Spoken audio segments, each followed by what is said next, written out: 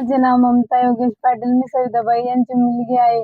ते मला बरं 8 दिवस पहिले फोन करत होते. खूप त्रासलेली होती ते. ते हप्त्यावाले तिला रोज त्रास देत होते. तिच्या घरी पण आले होते आणि दगडफेक केली होती आणि रातची लाईट पण बंद केली होती. ते खूप कंटाळली होती.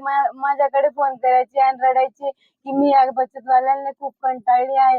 मी मागच्या वेळेस तिथे आली होती तेव्हा मी तिला माझ्या कानातले कुंडू पण मोडून दिले. ती खूप त्रासलेली होती. माझे आई-वडील खूप कंटाळले होते. त्यांनी या झंझटमध्ये वावर पण लावून दिले. तर त्या टेन्शनमध्ये त्या दिवशी ती फाशी घेतली. त्या दिवशी ते सकाळी सुद्धा आले होते आणि अगोदर 10 वाजले रात्री सुद्धा आले होते. शेजारी-पाजारी सांगत होते.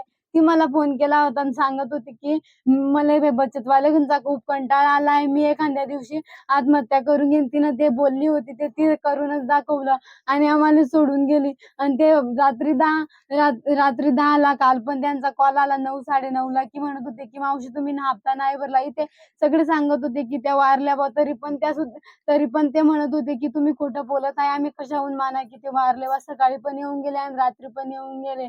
बचतवाल्यांना खूप अत्याचार केला बचत गटावाल्यांनी. तर माझ्या आईने अशी पायरी उचलली.